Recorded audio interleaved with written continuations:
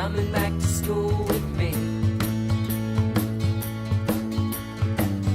We could have done it all so easily. Hi, my name is Craig Thompson Wood. I'm your host on Teaching with Board Games.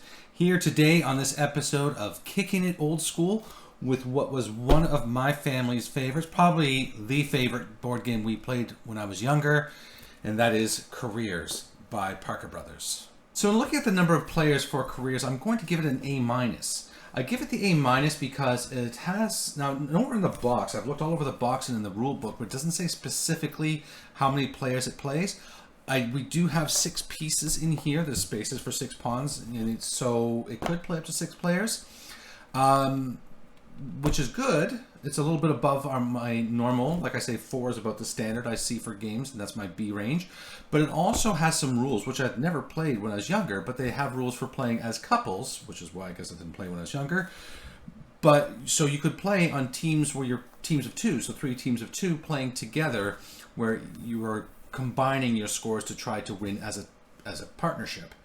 So I thought that was really interesting, and that's what pushed it into the A category for me. So A- for Careers, number of players.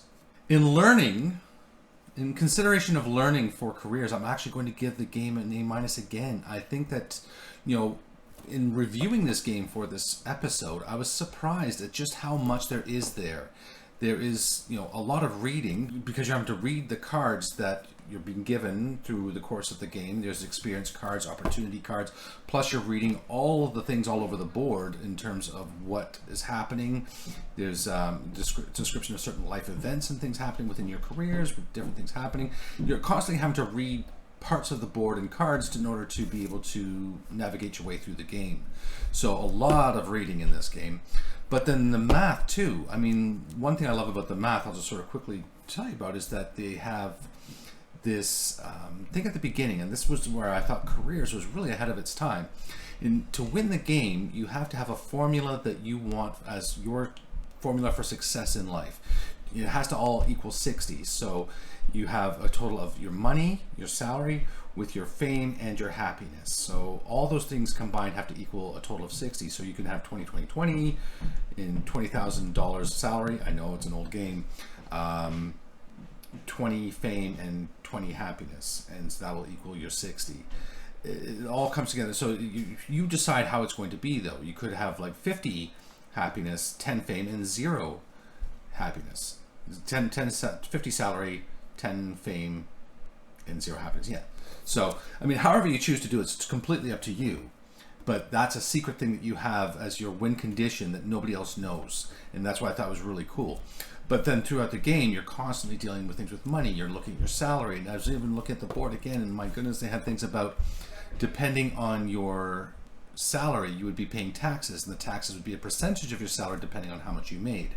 Now, unlike real life, the people who have higher salaries are paying more taxes, which we know just isn't the truth. But the fact that there's so much math and language in this game is what makes it give me such a high score. For fun, I'm going to give the game an A. I mean, maybe it's me and my nostalgia, just thinking back to this game and how much fun we had as a family. We played this game so much together. But I'm sure, like my brother and my sister, we would certainly have no hesitation to get this game back to the table at the next family gathering. I think that's something we might do. But this game was a ton of fun. And like I said, I think there were certain elements of it, like that formula for success, that was way ahead of its time. I mean, this game was brought out in 1971, maybe even earlier, and so certainly a game that was revolutionary in its game design. For time, I'm going to give the game a B. I think the game plays probably in an hour or 2. I mean, it's been a while since I played it, but it's one of those games which you sit down and you just have as a family thing. It's not something that if you're playing in school, I don't know that you'd be able to play it that quickly. One thing you could perhaps do is to modify the success criteria so that way the game could last shorter if you have a shorter period of time that you're looking at, like maybe an hour lunch break or 40 minutes for a class or something. You could just play for a shorter period. But just this to me, this game, I guess from my own experience, I'm being biased in that, but it's really a great family game to be playing at home and to be, just developing some of those skills while playing together as a family. For cost, I'm going to give the game a question mark. This game is no longer in print, but this is the kind of game that if you're scouring those thrift stores and things, is one I would really keep an eye out for. Like I said, fantastic game. Love this game. And if you ever see a copy in like your local thrift shop, secondhand store, definitely pick it up because I highly recommend this game. And then you have that company, Restoration Games. Restoration Games has remade such games as Stop Thief, Dark Tower, Fireball Island, and Restoration Game. If you're looking for another game to add to your list, I would recommend this one. It's already a great game. Already has some good bones to it with that formula of success. I'm sure you can do some great things with this. All right, let me take it to the table and I'll show you how it's played. So here's the setup for the game of careers. I've had it set up for 2 players, have a black and yellow player. They start the payday up there, and even says, can't see it on the board right now, but start here. And that's where you're going to start the game off at. Before you begin the game, however, though, you have to use this little thing here. And what this shows you is you're putting in your secret formula here, which has to add up to 60. How many hearts, how much money you have on hand, and how much happiness. So this is then what you're going to be, tracking everything that you're doing through the game.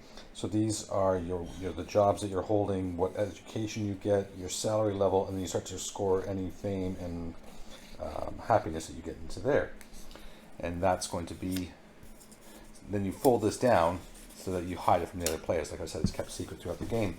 As the players are playing the game, you roll 2d6, 2 6-sided dice, and you count out the number of spaces that you move. So 1, 2, 3, 4, 5, 6, 7. So here we have college. So this black player now has the opportunity to go to college. So they can pay the tuition cost of $500.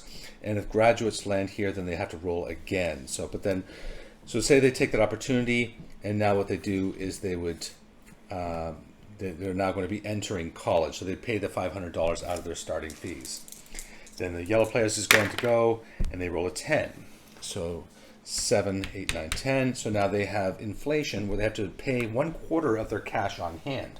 And I remember this with my dad, having to be the one to try and teach us how to calculate things like 1/4 of the cash. We'd have to look at all the money on hand, and he would teach us about how to calculate 1/4 of that. But then you have things like here, like taxes, where you're paying a percentage of your salary and everything. So these kinds of things were opportunities for learning that were pretty intense.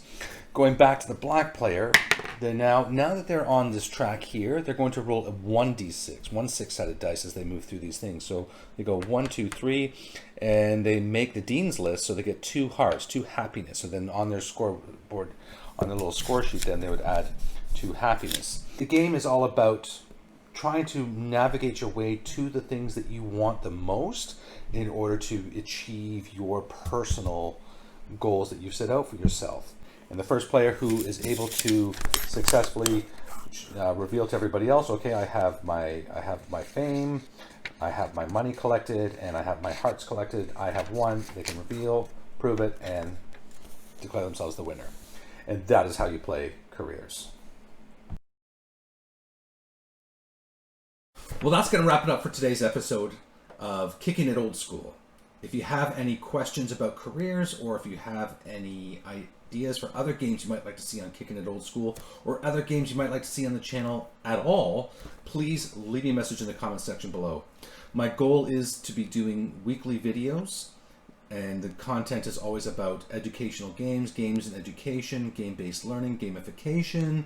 As a teacher, I'm just looking for ways that we can use games and board games as education, and just to make the learning fun. So if that sounds good to you, then please remember to hit like and subscribe down below. And as always, if you have any ideas for anything that you might like to see on the channel, leave that message in the comment section below, and I will get back to you as soon as I can. Well, that's going to wrap it up for today's episode of Teaching with Board Games, Kicking It Old School. I'm Craig Thompson Wood. So until next time, thanks for coming to the classroom. Are you coming back to school with me?